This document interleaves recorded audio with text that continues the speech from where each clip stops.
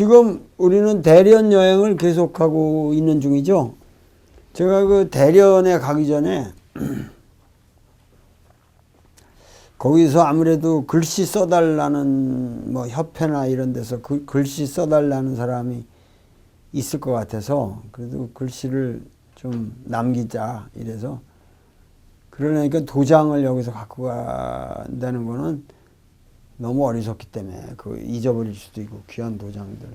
근데 또 새롭게 도장을 파면은 그게 이제 또 새로운 작가의 작품을 접할 수 있으니까 그래서 이제 그 대련의 조선족 기업가 협회 회장한테 그 대련에 분명히 그 전각을 하는 상당히 훌륭한 장인이 있을 것이다.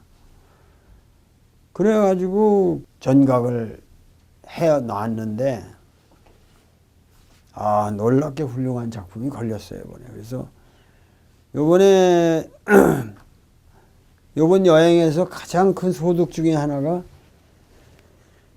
좋은 도장을 판 것도 이 전각이라는 게 이상한 거예요. 근데 그게 겉으로 보면 형태인데 그 형태지만은 그 공간의 느낌과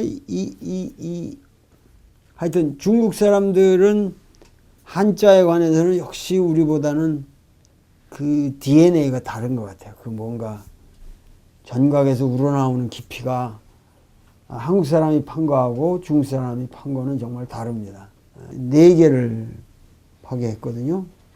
하나는 도올지인이라는 거하고 하나는 김용옥인이라고 하는 거하고 하나는 그 천산제 그 낙록 천산제라는 5글자를 띠따랗게 새기겠는데 천하의 걸작이에요.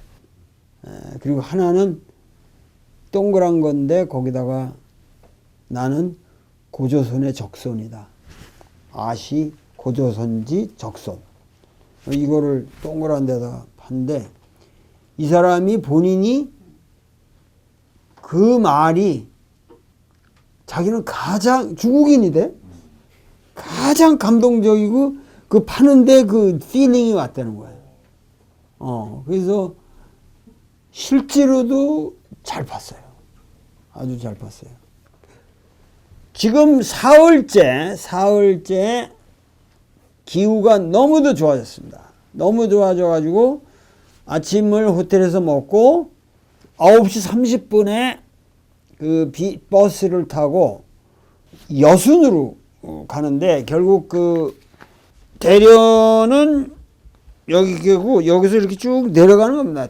더 쭉 고수로 나온 대로 여순이 오히려 끝이에요. 대련보다 여순이 더 빼쭉 나온 끝이라는 걸 아시고 그래서 여기서 한 1시간가량 가야 돼요. 그것도 작은 거리는 아니에요. 그래가지고 옛날에 내가 독립운동사 찍을 때는 여순 감옥이 공개가 안 돼서 못 갔단 말이에요. 근데 요번에는 그게 대회 일정상 그 사람들이 다 같이 단체 관람하기로 돼 있더라고. 근데 우리는 따로 갔죠.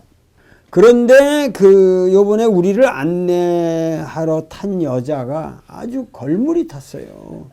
짱아이핑이라고.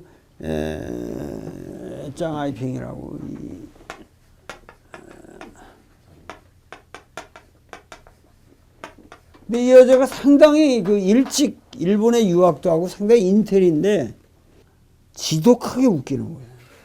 그게 무슨 얘기냐면은 아마 부모가 그 당시 조선족 부모인데 심양에서 교사를 했 모양이라. 근데 이 문화혁명의 와중에서 희망이 없어 보이는 거야. 그래서 맏딸 보고 너는 매일 동생만 웃기면 너는 된다. 네 인생이라는 게 또 매일 돌아와서 동생들을 웃기기만 하면 네 인생은 위대한 인생이다. 그리고 하고 싶은 대로 하고 아무것도 스트레스 받지 말고 인생이 뭐라가 되라 얘기를 안 했다는 거예요. 그리고 매사를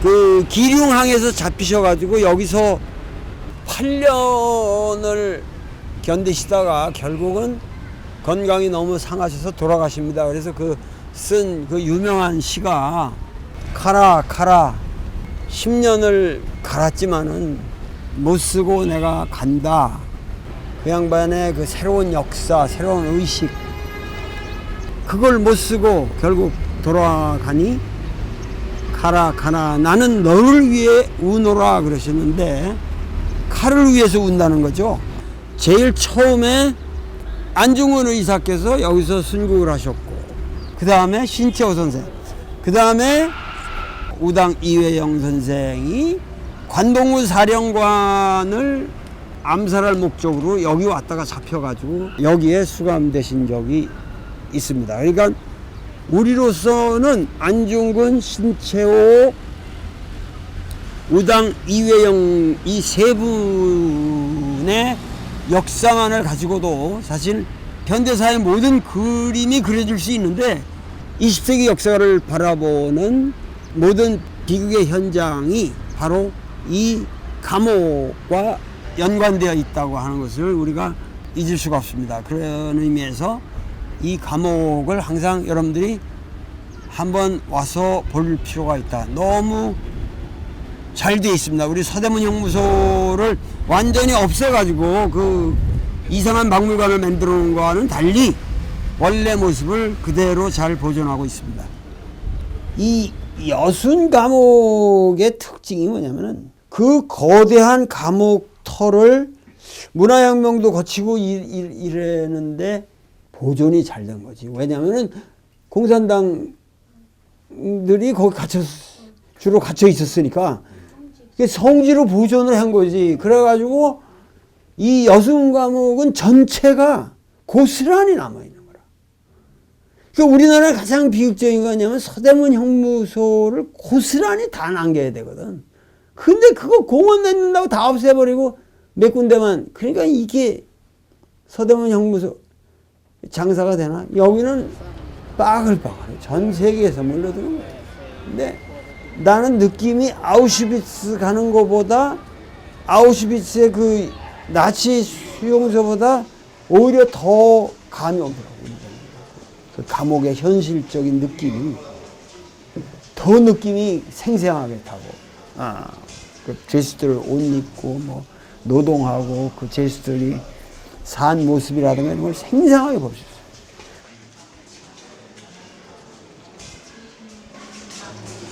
감옥 규칙. 감옥 규칙이 중국말, 한국말, 일본말로 다 써.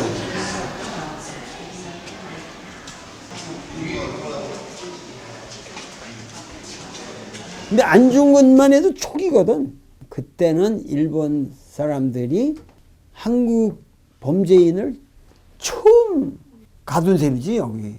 그런데 처음 데려온 죄인이 자기네 최고 대빵을 죽인 사람 아니야. 그러니까 일본에서는 이 사람이 곧 죽을 거다.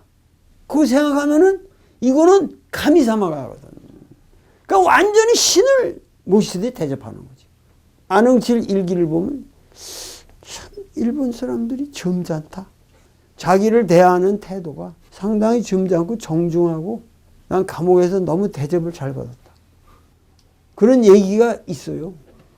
근데 실제로 이 사람의 감방은 그 옆에 간수가 같이 있고, 간수가 자고 먹고 하면서 같이 있고, 이 양반은 책상까지 있고 침대 있고 특별 대우를 받은 거지. 워낙 비디오 카메라를 못 찍게 해가지고 상당히 어렵게 이 장면을 잡는 건데, 정문 바로 앞에 여기 그 안중근 의사가 수감되었던 방이 바로 여기 있습니다. 그러니까 여기서 보면은 여기 그 의자가 있고, 여기 잘 보이질 않는데 자기가 저수를 하게끔 책상까지 놔주고, 그리고 옆에는 이제 침대가 있고, 방이 아주 아담한 방입니다. 그리고 그 바로 방 옆에 간수방이 또 옆에 이렇게 같이 붙어 있어가지고 간수도 여기서 먹고 자고 여기서는 하여튼 특별한 대우를 한 거죠.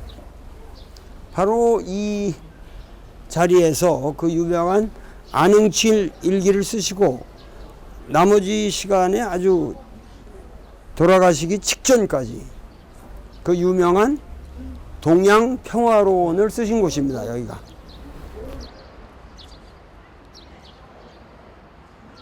안중근 의사가 마지막 형장으로 가는 그 길을 우리가 볼 수 있어요.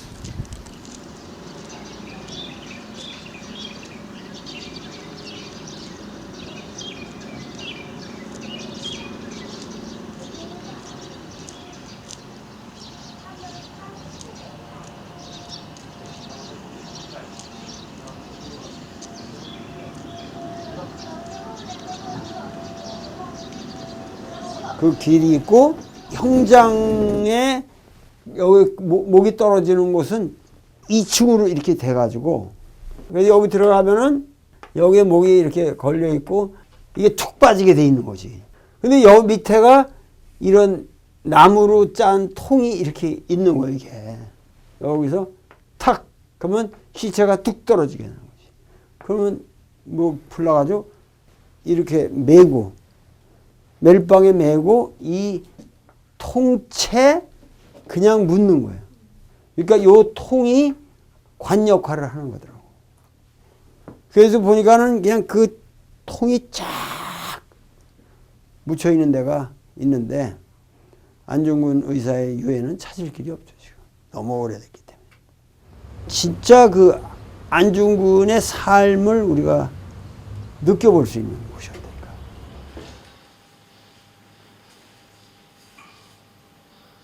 그러고 나서 법원으로 간 거지. 근데 일본의 관동 법원이 그대로 살아있는 거야. 그 서대문 형무소가 만들어진 1907년에 여기다가 일본이 관동군이 본부를 잡으면서 관동 고등법원과 지방법원이 여기 다 설치가 됩니다. 그리고 안중근 의사가 여기서 재판을 받은 거죠. 그래서 1910년 2월 14일 제6회 공판 때 여기서 사형 언도를 당합니다. 그러니까 여기하고 아까 그 감옥하고 6번을 왔다 갔다 했던 거죠. 그리고 그 6차 공판 기록이 지금 아주 소상하게 남아 있어서 그 안중근 의사의 아주 당당한 모습을 우리가 그 공판 기록을 통해서 볼 수가 있는데 가장 감동적인 것은 사형 언도를 받고 안중근은 상고를 하려고 했는데 그 어머님이 네가 상고를 하게 되면 그것은 일본의 법제를 인정하는 꼴이 되니까 당당하게 죽음을 맞이해라 이렇게 그 말씀하신 곳도 바로 이 곳 안에서 전달이 된 말씀입니다. 그러니까 하여튼 이 관동법원은 그 안중근 의사의 채취가 가장 생생하게 남아있는 곳이라고 말할 수도 있겠습니다.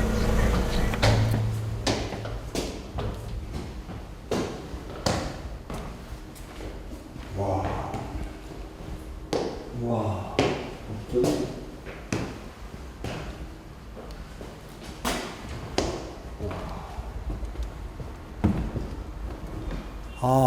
지금 이 자리에 와서 앉아 있어 보니까는 정말 감개무량하고 도무지 어떻게 그 표현할 수 없는 감회가 서립니다. 바로 제가 앉아 있는 곳이 안중근 의사가 앉아 있던 곳이죠. 안중근 의사 외로도 우덕순, 유동하, 조도선 이런 분들이 앉아 계셨죠. 그분들도 형을 받았지만 안중근 의사만이 사형 언도를 받게 됩니다.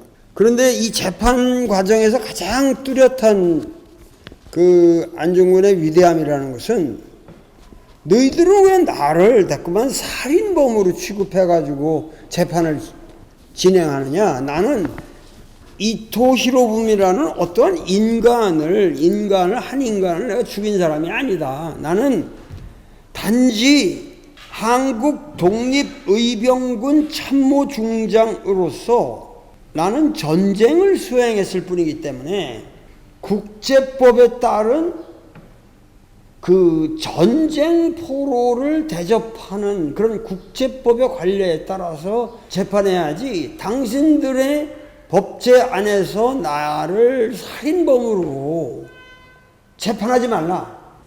그러니까는 이 법정은 너무도 중요한 것이죠. 왜냐하면은 만약에 그 이토 히로부미를 격살하고, 할빈에서 격살하고 그 장면에서 모든 게 끝났다면, 만약에 안중근 의사가 거기서 살해를 당했다든가 그렇게 끝났다면은 문제가 오늘 우리가 알고 있는 역사가 조금 희석되었을지도 모릅니다. 왜냐하면은 이토 히로부미를 쏴 죽인 것이 본래의 목적이 아니라, 그거를 통해서 만국평화회의나 이런 데서 이준 열사 같은 분들이 너무도 그 피눈물 나는 노력을 했어도 우리의 그 억압받는 상황을 세계 만방에다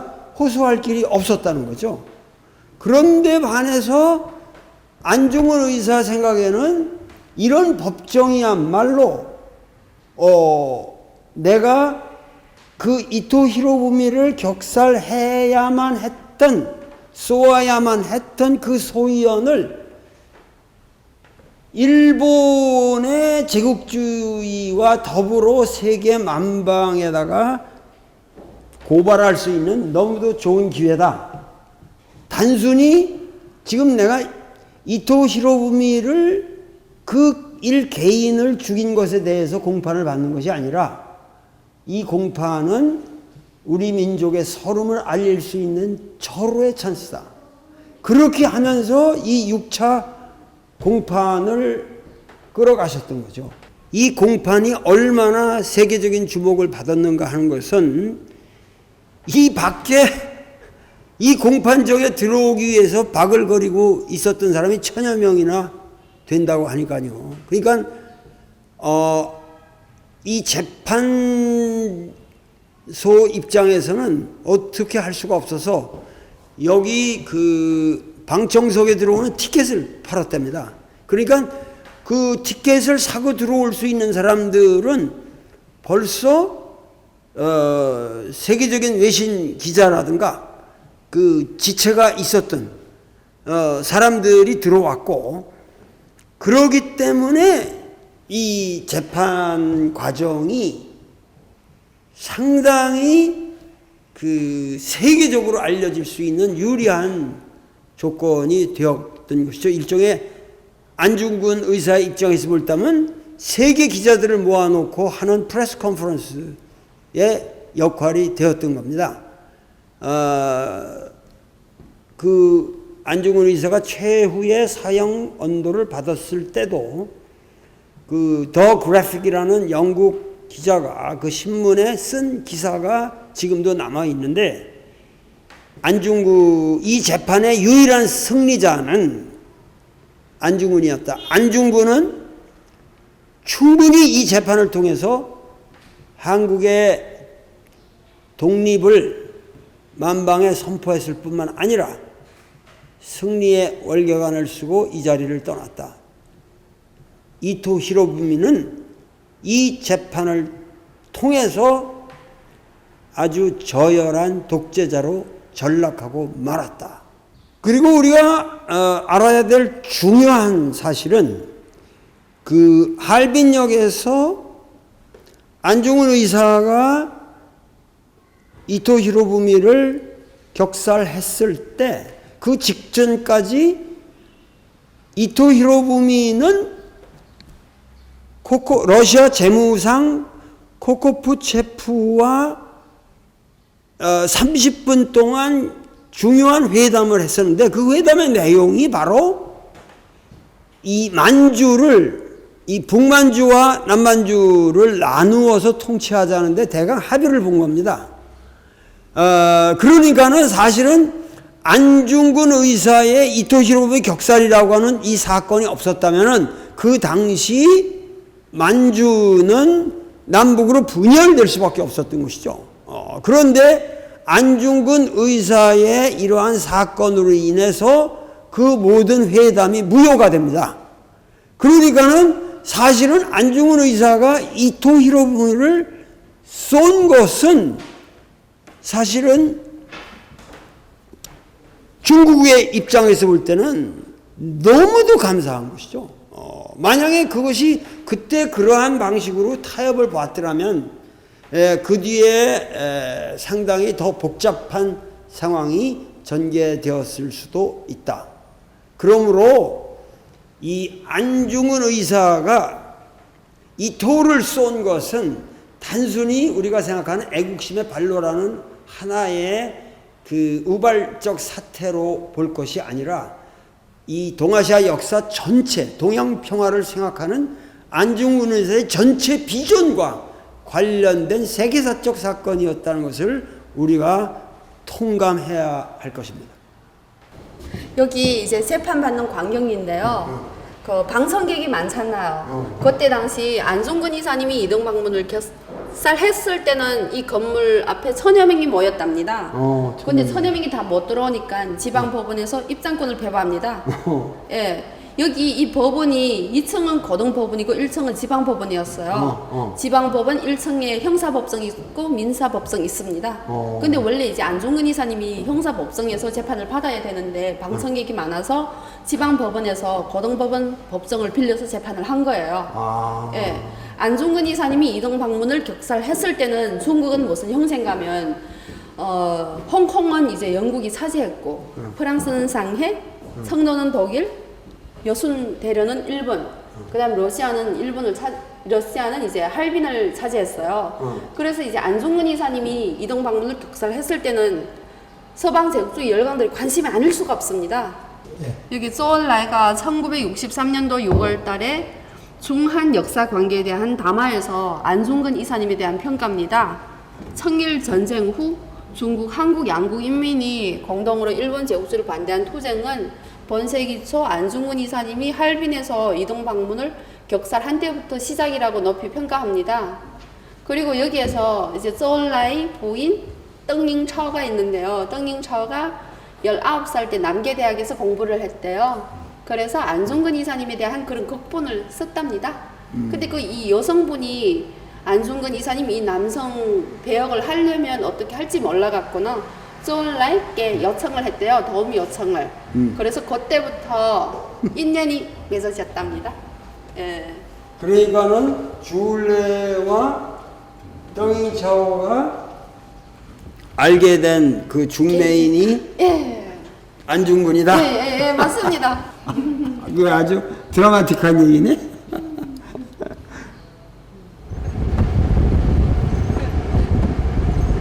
그러고 나서 여순 군항을 갔지. 군항.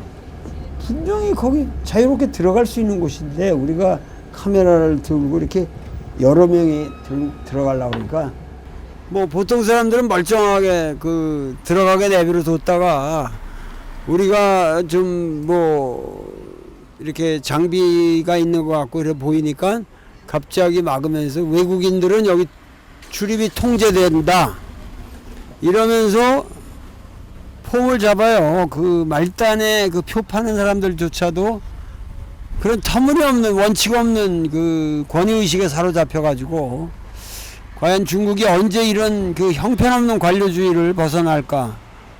참 중국을 사랑하는 사람의 입장에서 중국의 저열함을 이런 데서 아주 뼈저리게 느끼게 됩니다.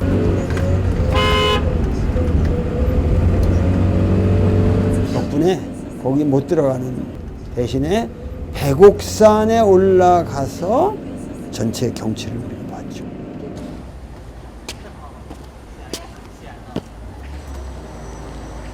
여기 그 백옥산 정상에 올라왔습니다. 이 백옥산에서 보니까는 여순의 모습이 한눈에 다 보이고, 여기서 보면은 이 항구가 정말 천혜의 위대한 항구라는 것을 한눈에 알아볼 수가 있겠습니다.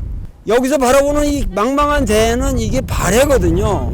여기가 옛날에는 왜 유명했냐면 바로 산동성 꼭대기에 있는 그 봉래라고 하는 지역 위쪽으로 있죠. 근데 거기가 등주였거든요.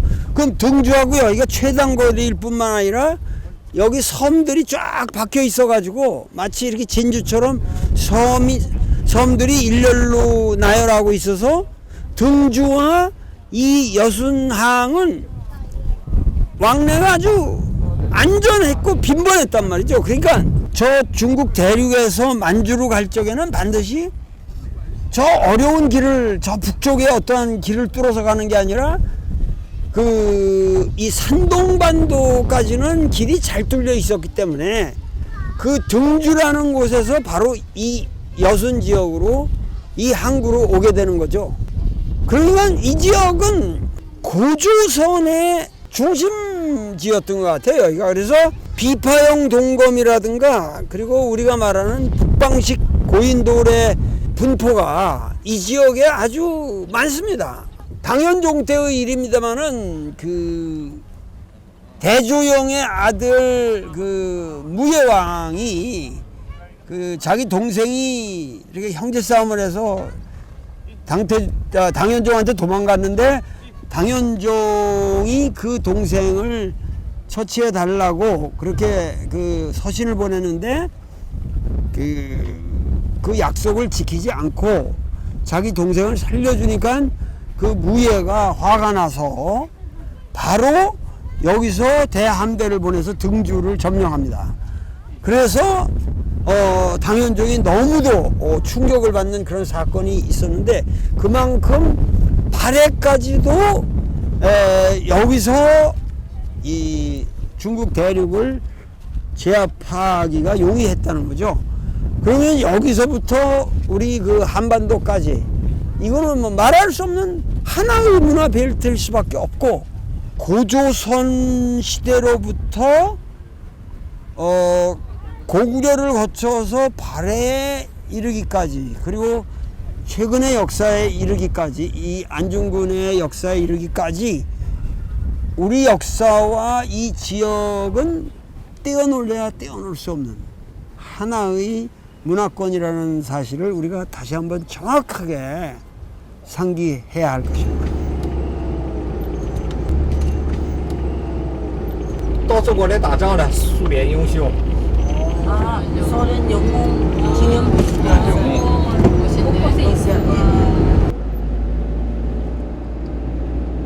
그 다음에 이 203m이기 때문에 알링산 고지라는 데인데, 알링산이라는 데인데 노일 전쟁의 최대 격전지.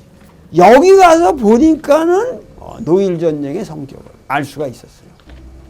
지금 알링산 203 고지를 또 어렵게 교섭을 해가지고 지금 시간이 늦었는데 문을 열게 해가지고 지금 들어왔는데, 참 고된 여행입니다. 근데 이 고지가 상당히 중요한데, 역사적으로 말하자면은 우리나라 동학혁명으로 인해 가지고 청일전쟁이 일어나잖아요. 그것이 세계적인 사건이죠. 그래가지고 일본이 청나라를 제압하는 조건으로 요동반도하고 이 대만을 할양받잖아요. 그러면서 이 요동반도를 점령하자 러시아는 황당한 거죠. 일본이라는 게 갑자기 나타나가지고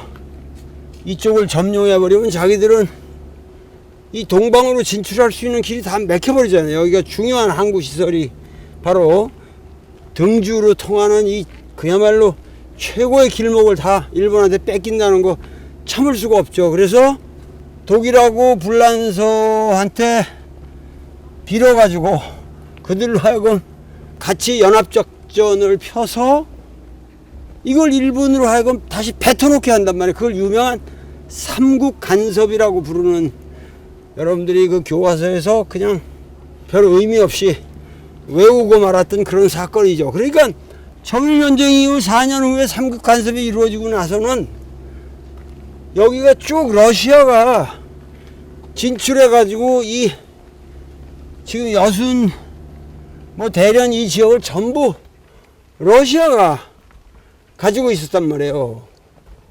그런데 이제 그 일본으로서는 자기가 다 먹은 걸 뱉었으니까 얼마나 배가 아프겠어요? 그래가지고 계속해서 이쪽을 노리게 되는 거죠.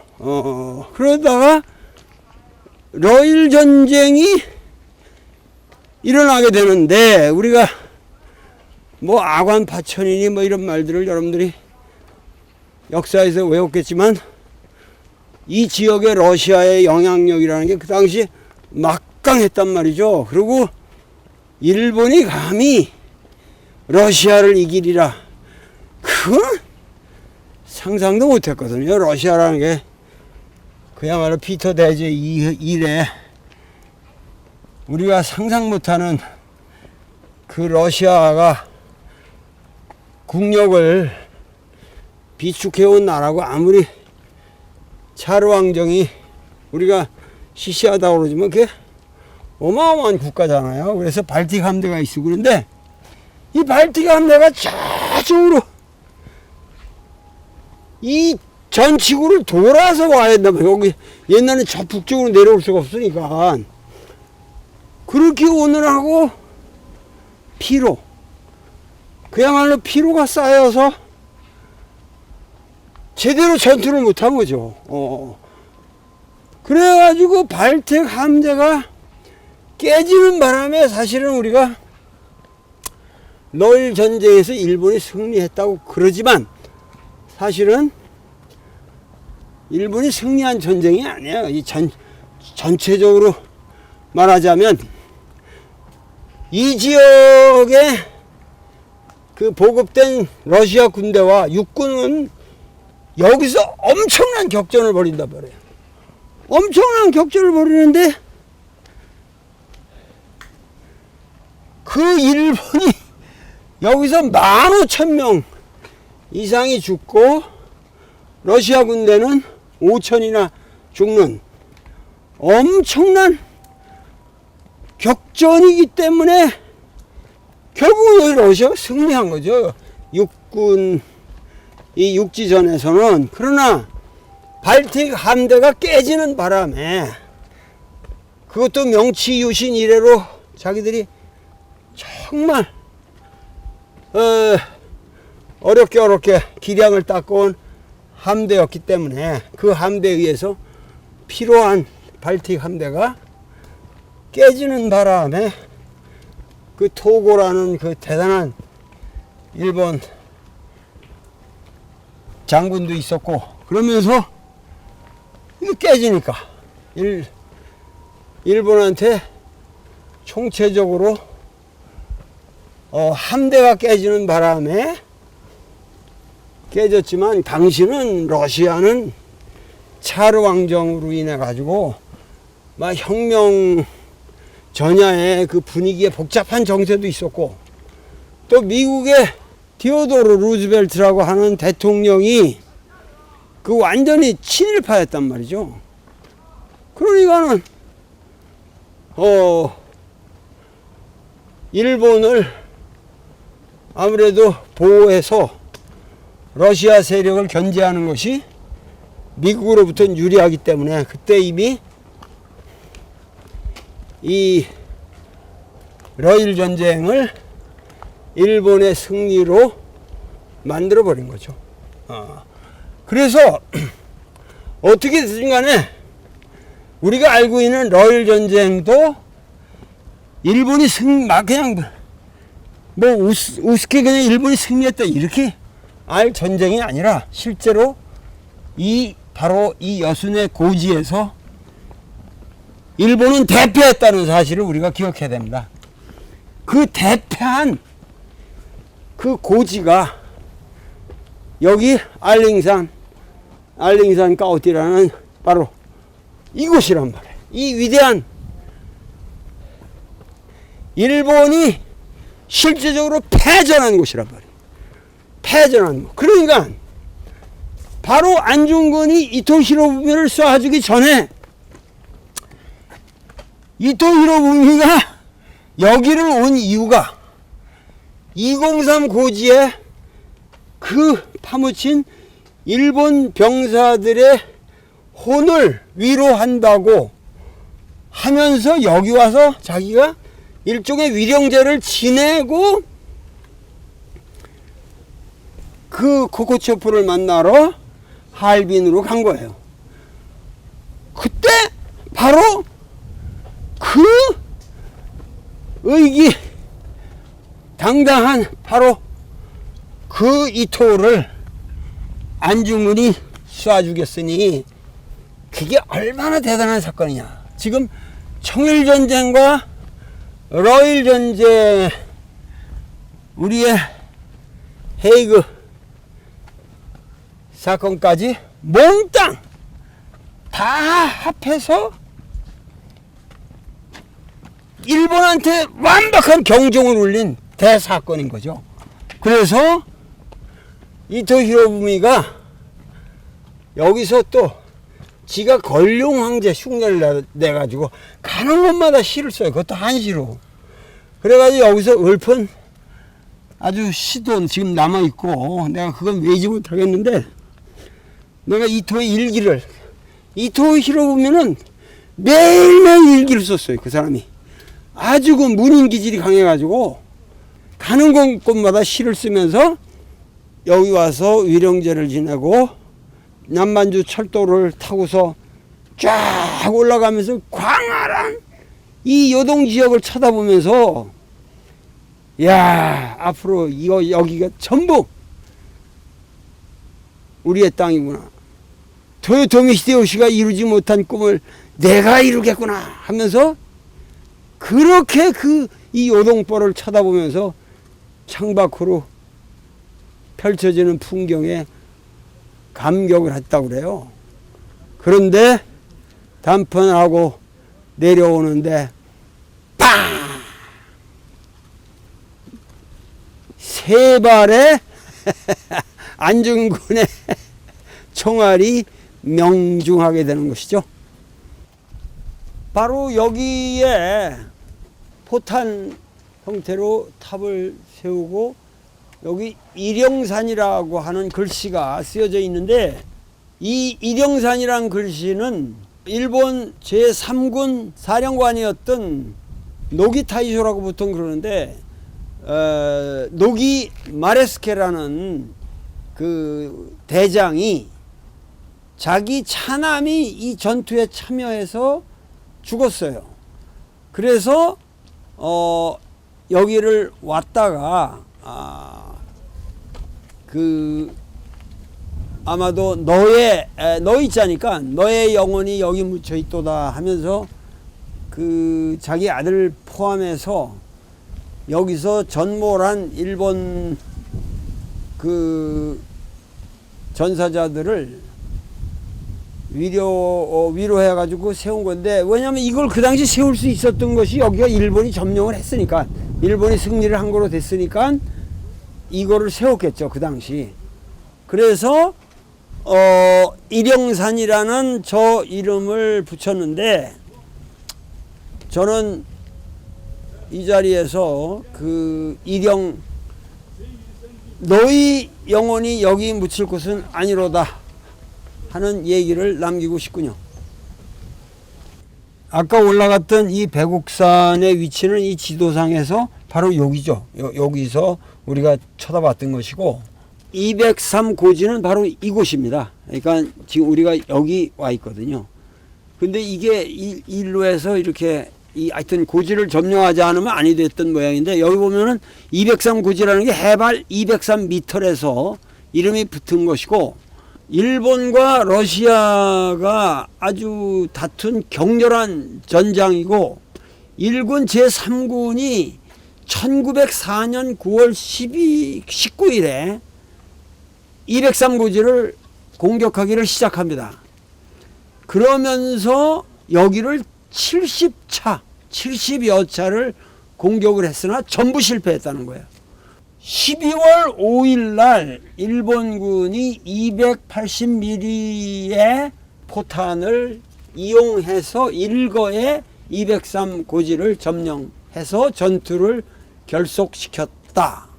203고지 쟁탈전 중에서 일군 제7사단 1만 6천인 중에서 단지 1000명 정도만 살아남았고 러시아 군대는 여기서 사상자가 5천인에 불과했다.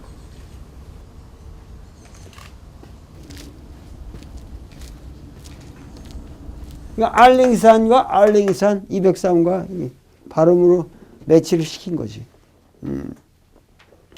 그게 지금도 이렇게 알링산이라고 부르는데 노기타이쇼는 왜 난 기억을 하냐면 나츠메 소세키의 고코로라는 소설에 노기타이쇼 얘기가 나오거든. 근데 노기타이쇼가 일본에서는 유명한 게 명치천황이 죽는 날 명치천황의 대장이 이루어지는 게 1912년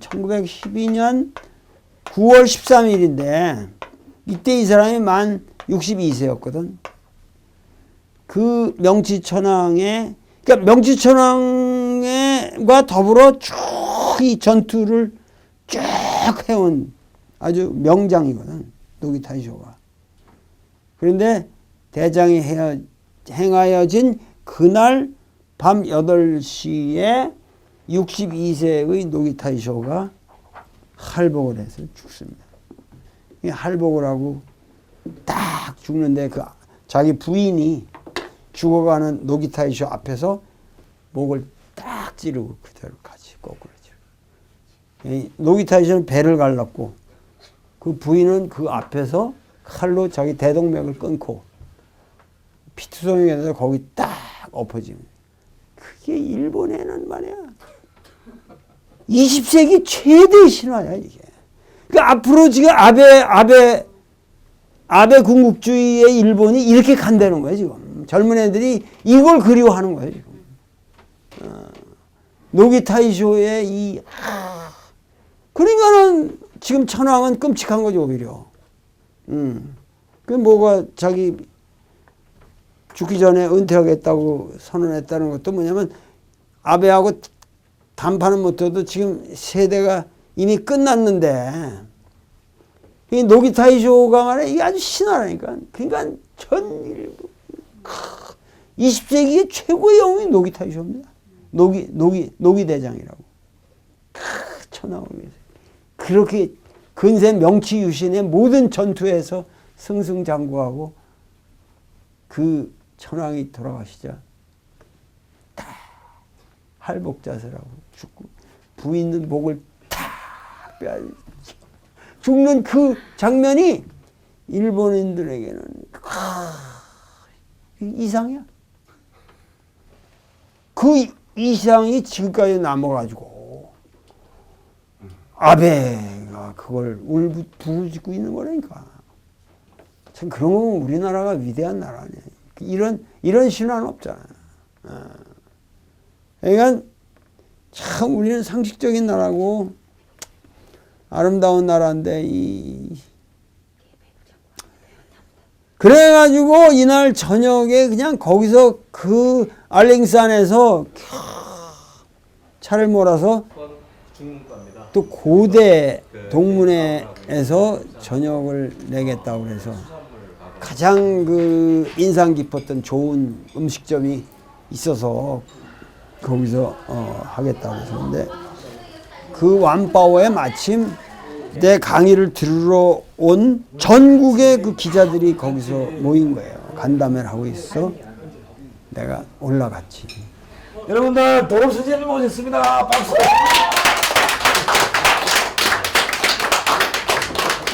우리는 하나! 우리는 하나! 우리는 하나! 선생님 받으세요. 받는 게. 하세요. 하세요. 도울 선생님 감사합니다. 감사합니다.